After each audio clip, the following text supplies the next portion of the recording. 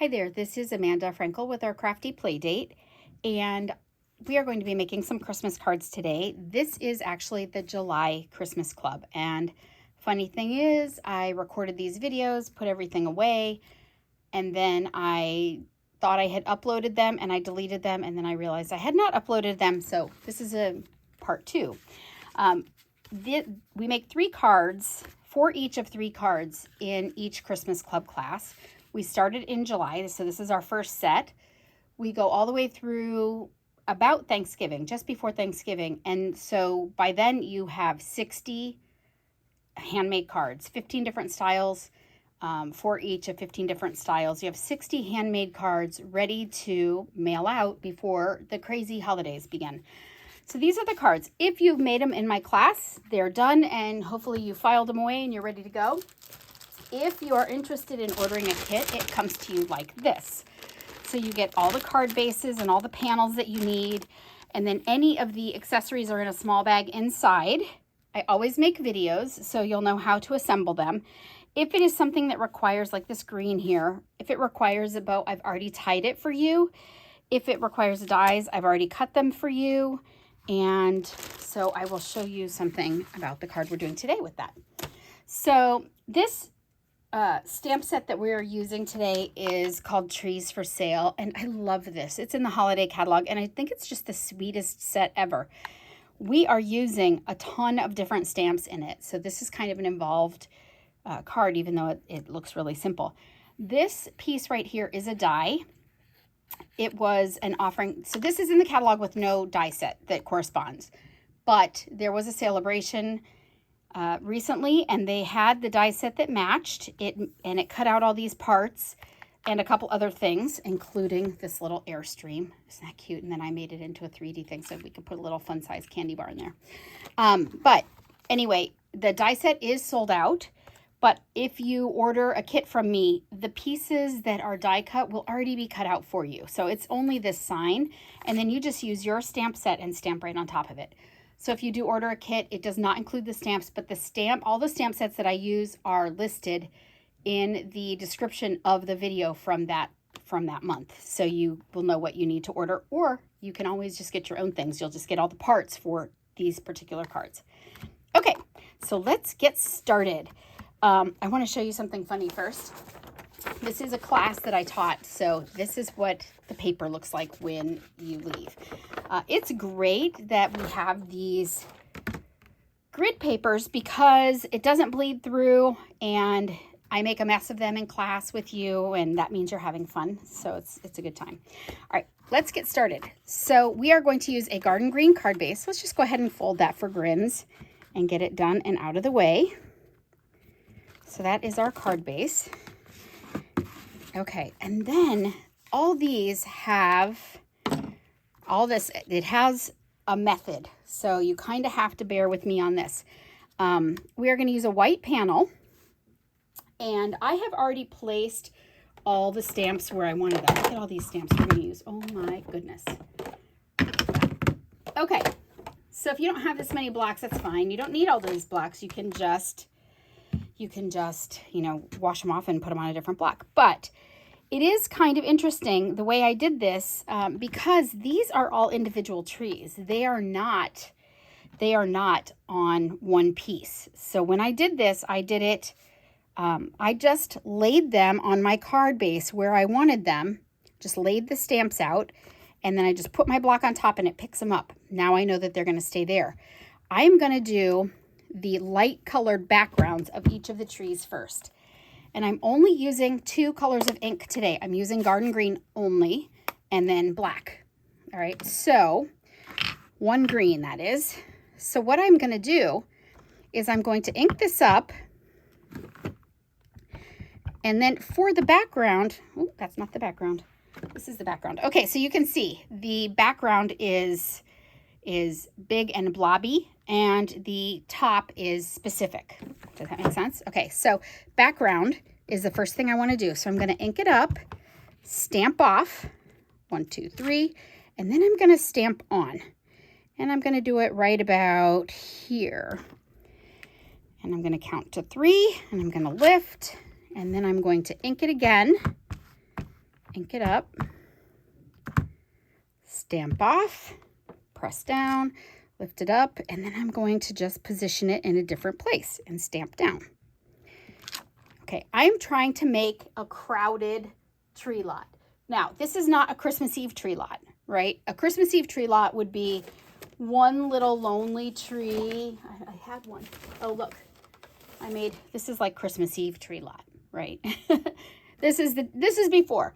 Okay, so those were the background. Now, when I do the regular one, the detail part stamp, I am not going to stamp off. Okay, I want it to be more saturated, and I'm just going to layer it right on top, kind of on top of the trees that I have already done. And you see how that gives it more detail. Okay, so inking it up, stamping it down. Okay, there is my tree lot. And now let's make it into a lot, because right now it could just be a snowy forest, right? So let's do some stuff here. Okay, I am going to do these poles and the lights kind of alternating, and it's kind of important that you do them in the order that I'm doing them, because if you just stamp a pole and a pole, how do you know your lights are going to reach? Right? It's important to stamp a pole, then your lights. So watch this. That sounds like a scary thing. Okay, you are going to stamp off onto your paper a lot, so your paper is going to be messy. So make sure that you're putting something underneath it. Also, these are photopolymer stamps, so it's not a bad idea to have a mat underneath, like a spongy mat. I just actually threw mine off the other side of the table, and I'm too lazy to go get it. Okay, so this one is going to be kind of tall, and it is okay that it is on top of one of my trees. Okay, I want it to look like it's a real lot, not all boxed in. Okay, now if I stamp my other one here, what if I stamped it way over here and my lights didn't reach? So now I'm going to do my lights. Okay, get them all good here. And I'm going to kind of go downward. And I'm going to match it in the corner, and I'm going to angle down. Not a great image there, but that's probably because I don't have my mat. So I'm going to blame myself for throwing that off. Now, I want that to be the top of my pole. See that? Got it? Okay, now I know that I don't want this one to run off, so I don't want to do this one first. I'm going to do this one. So I'm going to do this. And I want this one to be tall, but not as tall as the other one, because I want my sentiment to be up there. Okay, so I'm going to do it here. Good. And now I'm going to do lights again. Now this lights ends here. See it? So I'm going to kind of crissity cross this guy. Good. And make his pole. Okay, and now to make it look like it's not just an X of lights, and I want it to zigzag, look what I can do. So this one that attached to here, I'm going to attach one from here back to here, but hit like mid pole. I'm done with my poles. 4 poles and 3 light swoopies. This sounds more complicated than it is. It kind of makes sense. Okay, so I'm going to link this up to the top bar on the right, and now to the pole over here. Okay, you see how now that gives like a, ooh, it's crisscrossing. It would be more precise if I had the mat underneath it. I'm going to say that one more time. Okay, oh, before I do that, I'm going to need my black again. So let's go ahead and do the black other parts. Okay, this is the base of your tree. You don't have to put your tree on a base. Here, it's not going to hurt you if you don't, but look, you can put little dog tracks in there. So cute. But I'm going to put bases on a couple of my trees. So let's put it on this one.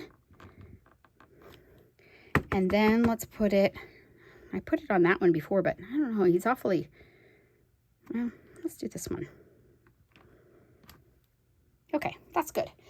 All right, so I've got some bases on my trees now. Of course, that's going to get covered up by my little sign.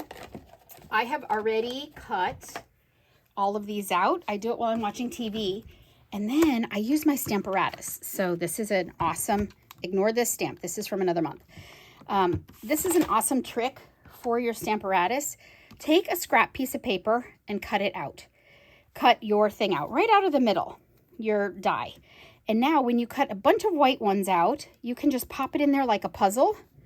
Well, before you do that, you're gonna lay your stamp where you cut it out. So before you put your white one on, just put your stamp in and make sure that when you ink it, it stamps right in that hole. Okay, and if it stamps right in that hole, then you're ready to go, and you can just put your white one in there because you've cut a bunch of these out while you were watching TV in white. And now you can just do this. So even if you do not have this die, you don't have to worry about, oh, am I going to be able to get right on that sign? You are, because you are going to use your Stamparatus. All right, so there you go. It's right there. Trees for sale. Okay, I can put this out of the way. And my trees for sale is the only thing that's on a dimensional. Look, I'm just going to use this little edge, my little edge of dimensional here. Put it on the back. Ooh, pop that up. Look how cute that is. Doesn't matter where you put it. Okay, now I can do my You Light Up the Season, which is here somewhere. Oh, right here. Okay, and I'm going to use my garden green again. You could also put this on your Stamparatus if you're going to be plopping it in the same place. And since you're making 4 of these cards, really you could do that, and it would be awesome. If you don't have a Stamparatus, you really want to go there. You really want to do that. I'm going to put this up here. Down, 1, 2, 3, up. Better with the mat. See? Better with the mat. Okay, now I'm almost done with this card. All I need to do is color my lights. I have an old Wink of Stella. We used to have Wink of Stella that was gold, and now we just have the clear. If you don't have a gold one, don't fret. What you can do is color these lights with a yellow marker and then just use your regular Wink of Stella over it just to give it sparkle. But I'm just going to use my gold Wink of Stella because I have it in my hand.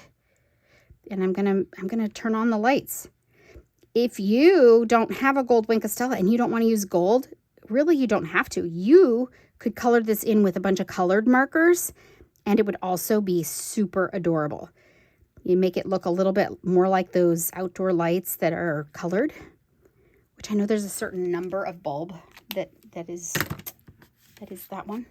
All right, so now I'm going to stick that on the front, and you're all set. You also would have an inside panel on this card so that you can write. You don't have to put it in. If you get the kit and you decide you don't want to put it in, if you did this in gold and you have a gold marker and you want to do the inside sentiment, you want to write your little Christmas notes to people on the inside of your card, you can do it in gold. Otherwise, you will have a white panel you could stick in here. So save the white panel and use gold, or I'm going to wiggle that a little bit because it's a little off center. Okay, you're all set. And your paper will look like this, but it didn't get through on your table. Thank you so much for stopping by. If you see something you like and you don't have a demonstrator of your own, I would love to be yours. You can read everything you need in the description below and just click on that link and it'll take you right to the website and you can order there. Or my email address will be below also. And if you're interested in a kit, be sure that you email me and let me know that you are interested in the July Christmas Club, July 2022 Christmas Club. Thanks so much for stopping by. Have a great day. Bye-bye.